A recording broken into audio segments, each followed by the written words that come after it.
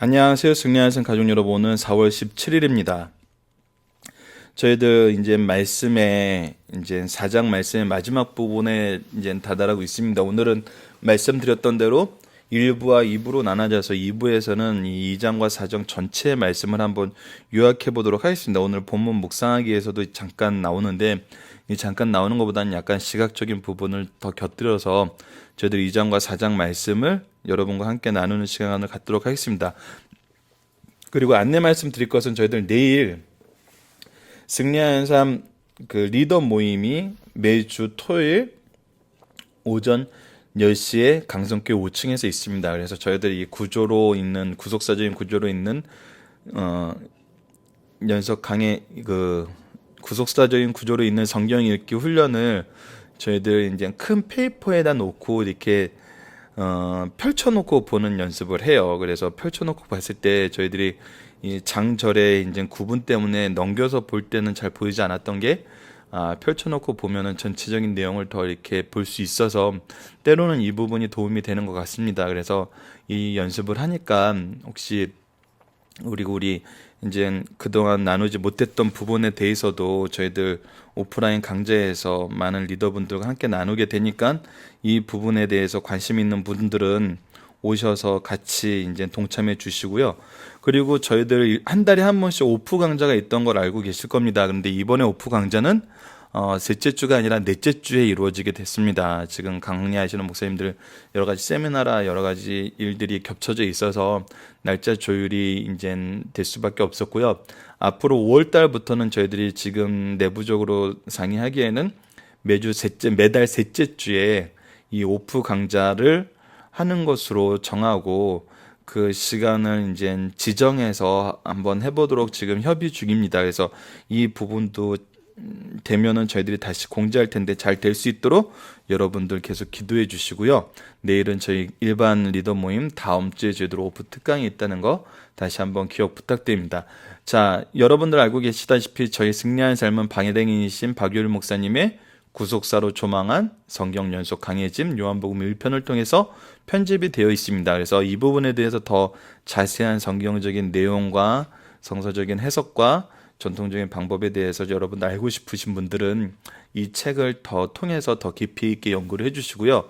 저희 승리하는 삶에서는 이제 그 주제만 이 전체적인 흐름을 먼저 이렇게 소개해 주는 시간이고 또 스스로 성경을 대면하는 일에 훈련을 해주고 있어요. 훈련에 포커스를 맞추고 있어요. 그래서 이 부분을 거치신 분들은 꼭 이 요한복음 강해집을 통해서 우리가 가지고 있는 전통적인 해석이 무엇인지 다시 한번 확인하시고 나의 해석과 이 목사님의 설명이 다른 부분이 있다면 이 부분에 대해서는 저희들이 전통적인 해석을 따라가는 게 옳기 때문에 그 부분은 더 이렇게 여러분들이 확인하고 검증할 수 있는 그런 그 교재로 또 활용을 해주시길 부탁드립니다. 자, 오늘 말씀을 보도록 하겠습니다. 가라 내 아들이 살아났다. 요한복음 4장 43절로 54절입니다. 이틀이 지나며 예수께서 거기를 떠나 갈릴리로 가시며 친히 증언하시기를 선지자가 고향에서는 높임을 받지 못한다 하시고 갈릴리에 이르시매 갈릴리인들은 그를 영접하니 이는 자기들도 명절에 갔다가 예수께서 명절 중 예루살렘에 하신 모든 일을 보았습니다. 예수께서 다시 갈릴리의 가나에 이르시니 전에 물로 포도주를 만드신 곳이라 왕의 신하가 있어 그의 아들이 가버나움에서 병들었더니 그가 예수께서 유대로부터 갈릴리로 오셨다는 것을 듣고 가서 청하되 내려오셔서 내 아들의 병을 고쳐주소서하니 그가 거의 죽게 되었습니다. 예수께서 이르시되 너희는 표적과 기사를 보지 못하면 도무지 믿지 아니하리라. 신하가 이르되 주여 내 아이가 죽기 전에 내려오소서. 예수께서 이르시되 가라 내 아들이 살아있다 하시니 그 사람이 예수께서 하신 말씀을 믿고 가더니 내려가는 길에 그 종들이 오다가 만나서 아이가 살아있다 하거늘 그 낫기 시작한 때를 물은즉 어제 7시에 열기가 떨어져 있나이다 하는지라. 그의 아버지가 예수께서 내 아들이 살아있다 말씀하신 그 때인 줄 알고 자기와 그 온 집안이 다 믿으니라. 이것은 예수께서 유대에서 갈릴리로 오신 후 행하신 두 번째 표적이니라. 자, 말씀을 보도록 하겠습니다. 자, 우선 예수님께서 갈릴리로 다시 가셨어요. 그래서 자기 고향에 가셨는데 어떤 일이 발생하시죠? 받아들여지지 않아요. 이건 우리 다른 복음서에서 여러 번 확인을 했었죠. 근데 예수님께서 그때 하신 말씀이 선지자가 고향에서는 높임을 받지 못한다 하더라. 자, 고향에서는 높임을 받지 못해요. 받아들여지지 않아요. 모든 사람이 그런 건 아니에요. 하지만 받아들여지지 못하는 경우가 있어요. 그 경우가 더 크게 나타나는 부분이 있는 거죠. 받아들이지 않는 부분이 더 큰 거예요. 근데 반대되는 말씀이 바로 45절에 있어요. 갈릴리에 이르시면 갈릴리인들이 그를 영접하니, 요즘은 여기서는 오히려 어떻게 해요? 영접해요. 영접한 이유가 설명이 돼요. 자기들도 명절에 갔다가 예수께서 명절 중 예루살렘에 하신 모든 일을 보았습니다. 예수님께서 하신 일 때문에 이 사람들은 예수님을 영접해요. 자, 이 두 그룹의 차이가 뭘까요? 자, 갈릴리인들은 명절 중에서 예수님이 하신 일을 보았어요. 그 일 때문에 믿었어요. 자, 그러면 고향 사람들은 그 당시에 예루살렘에 명절 중에 예루살렘 간 사람이 없었을까요? 똑같이 있었을 거예요. 그런데 왜 고향에서는 높임을 받지 못한 걸까요? 그거는 바로 선입견이죠. 이 아이는 이런 아이였는데, 이 아이는 내가 이런 것도 봤는데, 이 아이보단 내가 한땐 이 아이를 가르친 적도 있는데, 선입견, 그리고 자기가 먼저 됐다는 주장, 이거 어디서 볼 수 있었나요, 우리가? 바로 세례 요한들의 제자들이 예수님이 선생님, 메시아, 선지자인 것을 알면서도 무엇하기를 원해요? 자기네들이 높아지기를 원해요. 왜? 이 일을 우리가 먼저 시작했으니까. 우리가 먼저였잖아. 우리가 가르치던 애잖아. 우리가 이 아이가 어떤 환경에서 자란지 알잖아. 우리가 그래도 얘네 집보다 낫잖아. 그러니까 그걸 통해서 뭘 보지 못하는 거예요? 하신 일을 보지 못하는 거예요. 우리가 이런 일이 교회에서도 많이 있을 수 있어요. 이 부분에 우리가 깨어지지 않으면은 정말 복음의 진보를 가까이 있으면서도 얻지 못하는 그런 참 안타까운 일이 발생하게 되거든요. 그리고 정말 우리 영적인 스승이 가장 기뻐해야 할 때는 무엇일까요? 정말 내가 가르치던 아이들이, 내 자녀들이 나보다 더 말씀과 나보다 더 하나님과의 교제가 풍성하여지고 그 은혜 안에서 더 많은 은혜를 누리는 것, 그것이 정말 구약에서도 이들을 보니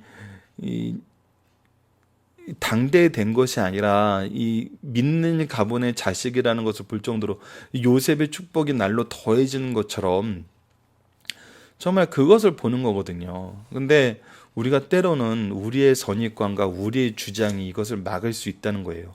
이 부분은 우리가 주의해야 됩니다. 그리고 이제 오늘 이 2적으로 넘어가 보도록 하겠습니다. 예수께서 다시 갈릴리 가나에 이르시니 전에 물로 포도주를 만드신 곳이라. 참 요한복음은 이 설명을 잘 해주고 있어요. 그래서 더 편해요.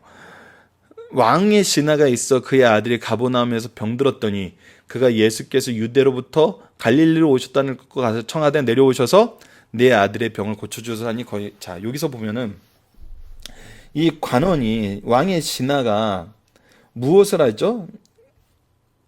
가서 청하여 내려오셔서 내 병을 고쳐주소서. 자, 이것이 이제 다른 말씀에 이제 백부장의 관원의 이제 그 백부장이 자기 하인을 고쳐달라는 것과 좀 비교가 되긴 하는데 이 말씀을 그냥 보도록 하겠습니다. 자, 이 사람이 와서 예수님을 청하여 뭐라고 하세요? 뭐라고 해요? 내려오셔서 병을 고쳐주세요. 근데 이것은 뭐 특이한 게 없어요. 뭐냐면 그냥 일반적으로 우리가 가장 쉽게 생각할 수 있는 방법인 거예요.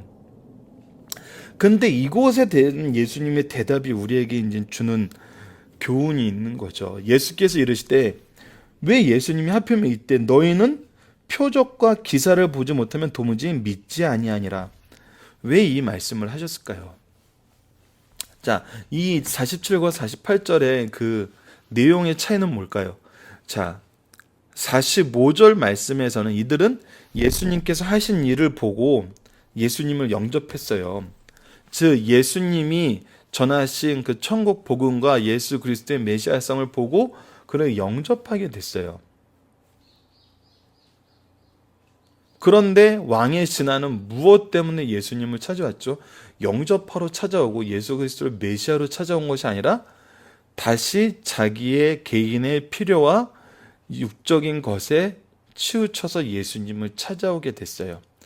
그래서 무엇을 하게 되냐면 방법까지도 특정하게 돼요. 이 방법이 아니면은 예수님이 우리에게 행하시는 것을 믿지 못하는 경우도 생기게 되는 거죠. 그러니까 우리가 어려운 일이 생기고 힘든 일이 생겼을 때 예수님을 찾아올 수 있어요. 그것 중요해요. 예수님께서 나의 모든 것이 되시고 하나님은 전지전능하셔서 나의 모든 필요와 행사를 주관하시고 역사하시기 때문에 필요해요. 근데 이때 우리가 하기 쉬운 실수가 뭐냐면 그 방법까지도 특정하게 된다는 거예요. 우리가 기도할 때 되게 이런 부분이 많아요. 방법을 특정하게 되니까 오히려 참 하나님이 하시는 역사를 우리가 바로 깨닫지 못하는 경우가 많거든요. 이 일을 하게 하신, 이 일이 일어나게 하신 그 근본적인 뜻을 가까이 가지 못하는 경우도 종종 있어요. 근데 여기서 이 신하가 보여준 믿음은 또 우리에게 새로운 교훈을 내려줍니다. 자, 여기서 신하가 뭐라 그러냐면 신하가 이르되 주여 내 아이가 죽기 전에 내려오소서. 다시 한번 간절히 간구를 해요. 계속 간구를 하는 거예요. 자, 그런데 여기서 예수님께서 50절에 뭐라고 얘기하시냐면 예수께서 이르시되 가라 내 아들이 살아있다 하시니. 근데 여기서 이제 예수님의 방법을 얘기해 주세요. 예수님이 하신 일을 얘기를 해 주세요. 살아있다 해요. 근데 여기서 이 사람의 이 관원의 모습은 뭐냐면 예수께서 하신 말씀을 믿고 가더라. 이 말씀을 믿었어요. 자, 여기서 이제 우리 이 가정은 좋은 것이 아닌데 가정적인 면을 한번 보도록 하겠습니다. 자, 이 사람이 방법을 특정을 했는데 이 방법대로 되지 않았잖아요. 지금 아는 것 때문에 괴로워하고 예수님 앞에서 계속 간구하고 있었을 때는 어떻게 되었을까요? 이 아이가 살아나지 않았을까요? 아니요, 예수님은 한번 말씀하셨어요. 살아있다고 하셨어요. 살아있었을 거예요. 하지만 이 사람이 예수님을 떠날 수 있었을까요? 계속 붙잡고 있었을 거예요. 그리고 예수님의 하시는 말씀이 귀에 들어왔을 거예요? 안 들어왔을 거예요. 그런데 이 사람은 이것을 믿었어요. 믿고 갔어요. 갔는데 어떤 일이 생겨요? 이 믿음을 확인하는 일이 생겨요. 종이 마침 살아있다는 걸 알리기 위해서 오고 있었어요. 그래서 그리고 나서 그 종을 만나자 물어봐요. 무엇을 물어봐요? 자기가 믿은 그 믿음이 사실이었는지 물어보는 거예요. 어제 7시가 되었다는 때 예수께서 내 아들이 살아있다 말씀하시 그 때인 줄 알고 믿었어요. 그 결과가 뭐예요? 온 집안이 다 믿게 됐어요. 이 사람의 작은 믿음은 자기의 믿음으로 끝나는 것이 아니라 온 집안이 믿는 믿음으로 연결되게 되었어요. 자, 우리가 믿음 안에서 산다는 것은 온전히 하나님의 말씀을 의지하는 거거든요. 그랬는데 우리가 방법에 대해서, 내용에 대해서, 형식에 대해서 우리의 방법을 고집하면 우리는 어떤 믿음을 생활하게 되냐면 계속 힘들고 불편하고 어려운 믿음 생활을 하게 돼요. 하지만 우리가 그 말씀에 의지해요. 가면은 어떤 일이 이루어져요? 하나님께서 이 일을 하심을 감사하고 이 감사가 온 집안에 넘쳐서 예수 그리스도를 구주로 영접하는 믿음을 가지게 되는 거죠. 이것이 이제 오늘 우리 말씀에서 나타나는 부분입니다. 자, 그러면은 본문 묵상하기를 들어가도록 하겠습니다. 자, 아이를 고치신 예수님을 통해서 우리는 예수님이 어떤 분임을 고백하게 되나요? 자, 아이를 고치신 예수님은 정말 말씀으로 그 뜻으로 그 능력을 행하시는 메시아임을 다시 한번 가르쳐줘요. 그래서 예수님이 행하신 이적, 기적, 미라클은 예수님의 메시아성을 증명해줘요. 예수님이 메시아이심을 우리에게 분명히 나타내요. 하지만 2장에서 4장까지의 내용을 통해서 우리가 확인하게 되는 건 뭐죠? 자, 마리아는 예수님이 메시아이심을 알기 때문에 먼저 메시아이심을 믿고 그 능력을 구했어요. 그 능력은 창조주의 능력이었어요. 그것은 또 어디서 행해졌냐면 신적 기관인 가정을 축복하는 거였어요. 자, 그 다음에 유대인들은 성전을 청결케 할 때 예수님에 대한 개념이 뭐였어요? 넌 누구냐는 거였어요. 하지만 예수님은 성전 청결 사건을 통해서 하나님과의 교제 회복, 교회의 주인님과 부활의 주님을 가르쳐 주셨어요. 니고데모는 선생님이라 그랬을 때 예수님께서는 거듭남, 물, 정결, 회개와 성령, 새 생명이 오직 예수, 은혜의 선물임을 요한복음 3장 16절을 선언해 주셨어요. 세례 요한의 제자는 선지자로 믿고 있었지만 어땠어요? 나의 공로를 인정받고 싶어 했어요. 예수님만 드러나야 함을 가르쳐줘요. 사마리아 여인에게는 무엇이었죠? 내가 누구냐 했을 때 유대인의 남자라고만 생각했어요. 선생님이라고 했을 땐 육적인 필요에 대해서 얘기했어요. 선지자라고 고백했을 땐 내면의 문제에 대해서 얘기했고, 메시아라고 고백했을 땐 하나님과의 관계의 회복, 예배의 회복에 대해서 명하시는 걸 알았을 때 알게 됐어요. 사마리아 동네 사람들은 메시아를 증언으로 믿었어요. 이 여인의 증언으로 믿었는데 함께 하길 청했어요. 함께 머물길 원했어요. 이곳에서 교제하길 원했어요. 교제가 회복되었을 때 어떻게 됐어요?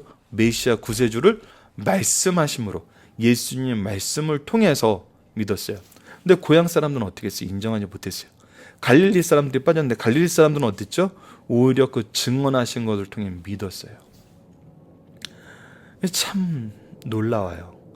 그리고 나서 오늘 관원은 아들의 치료를 청했는데 예수님께서는 표적으로 믿는 것이 아니라 말씀으로 믿어야 함을 가르쳐 주셨어요. 그리고 나서 저희도 이제 2장 4장에서 다시 한번 볼 거지만 왜 이 갈릴리의 가나에서의 이적이 신적 기관인 가정의 시작을 축복하는 걸로 시작해서 두 번째 이적이 이 가정의 결실은 자녀를 치료해 주는 걸로 이어지는지 이것을 전체 내용을 통해서 오늘 2부 순서 때 한번 보도록 하겠습니다. 자, 이제 본문의 중심 사상입니다. 우리 조상 아담과 하와는 하나님의 사랑과 자비하심으로 평화롭고 자유로움 속에서 행복한 삶을 살도록 좀 받았어요. 이것이 우리 창세기 때 모습이었죠. 그러나 인간이 범죄한 후 주님이 주신 기본적인 행복은 박탈당했고 종신토록 수고해야 먹고 살게 되었어요. 우리 창세기 말씀에서 이미 살펴본 부분이에요. 또한 고난과 질병, 시기와 분쟁, 전쟁과 기근이 삶에 들어오고 무엇이 지배하게 되죠? 죽음이 인생을 지배하게 되었어요. 예수님은 이 땅에 회복자로 오셔 인생의 기본적인 죄악의 문제를 해결하여 하나님과의 단절된 상태로 회복하여 시키고 인간의 본연의 상태로 복귀시키기 위해서 십자가에서 구속사업을 성취하셨어요. 또한 예수님은 공생의 기간에 이 구속사뿐만 아니라 인간의 지엽적인 문제도 사랑과 관심을 가지시면서 병으로 고생하는 사람들을 치료해 주셨어요. 본문 4장 43절에서 54절은 요한복음에 기록된 기록 중 질병을 치료하신 첫 번째 사건이에요. 본문의 전후배경을 살펴보면은 유월절을 지키고 갈릴리로 돌아오시면서 관습을 깨고 사마리아를 통과하셔 수가성에서 영생하는 열매를 거두신 후 다시 갈릴리로 오셨어요. 그리고 다시 물로 포도주를 만드신 가나에서 이르셔 병들어 죽게 된 왕의 신하의 아들을 멀리서 내 살아있다고 선언하심으로 치료하세요. 메시아의 능력을 온전히 보여주세요. 자, 하나하나 보도록 하겠습니다. 인간의 좋은 것이 오랫동안 가까이 있을 때 좋은 줄 모른다. 이것이 참 안타까운 거거든요. 예수님께서 고향에서 진리를 가르칠 때 이 사람이 마리아의 아들 목수가 아니냐, 야고보와 요셉과 유다와 시몬의 형제가 아니냐, 그 누이들이 우리와 함께 여기 있지 않냐 하고 예수님을 배척한지라. 마가복음 6장 3장에 나타나 있죠. 하지만 명절에 예루살렘에 가서 하신 일과 예루살렘 사람들이 예수님을 믿고 따르는 것을 보고 그들도 예수님을 영접했어요. 그런데도 온전히 받아들이지 못하는 경우가 있는 거예요. 우리도 가까이 있는 부모와 스승, 교육자를 존경하는 성도들이 돼야 돼요. 이 차이를 우리가 알아야 돼요. 정말 이 부분에서 우리가 놓치면은 가장 좋은 것을 가장 옆에서 가장 오랫동안 소유하고 있고 같이 했음에도 그 안에서 은혜는 누리지 못하는 이런 우리 실수를 가져올다는 걸 항상 기억했으면 합니다. 주께서 중병에 걸려 왕의 신하의 아들을 고쳐주셨어요. 본문에서 질병, 고난은 부자나 가난한 자 모두에게 찾아온다는 걸 가르쳐줘요. 왜 이 얘기를 하냐면 우리 요한복음에서 끊임없이 예수님께서 다시 갱신해 주시는 건데 이 질병의 문제를 죄의 문제에 연결시켜서 이 유대인들의 독특한 신앙생활이 있어요. 내가 잘 되고 장수하는 건 누구의 축복이? 하나님의 축복이에요. 그러면 내가 가난하고 약한 건 누구의 저주인 거예요? 하나님의 저주인 거예요. 이 이분법적인 사고가 있었어요. 근데 성경은 이 부분에서 계속 교정을 해주는데도 율법주의자들이 이 교정의 틀에서 이 자기네들 틀에서 벗어나지를 못해요. 그러니까 이 부분에 대해서 내가 가난하고 이 병들면은 죄 때문이고 내가 저주받은 거라고 생각했는데 다른 사람들도 그렇게 생각했다는 거예요. 근데 이 사람이 예수님 앞에 나오게 되면 어떻게 된다고요? 영적 문제가 해결된다는 놀라운 사실을 가르쳐줘요. 영적 문제뿐 아니라 육적인 문제까지도 예수님께서 해결해 주시죠. 그래서 9장에서는 하나님의 영광을 위해서 이 사람이 나면서부터 소경됐다고 얘기를 해주잖아요. 그러니까 이 부분에 대해서 우리가 바른 신앙을 가지고 있어야 돼요. 이 부분에 대해서 우리가 축복 위주의 번영 신앙에 빠져 있으면은 우리들도 유대인들하고 똑같은 오류에 빠질 수 있어요. 자, 마지막 3번입니다. 부모의 믿음으로 질병이 치료됨을 선언하신 예수님. 자, 예수님께서 질병을 치료하실 때 병자를 만지심으로 손을 잡아 일으키심으로 그들에게 명령하심으로 고치기도 했어요. 그러나 여기서는 무엇으로? 부모의 믿음으로 멀리서 질병이 치료되었음을 선언하시고 그 즉시 질병이 치료되었어요. 자, 우리 부모님들이 아이들을 어떤 식으로 양육할 것인가?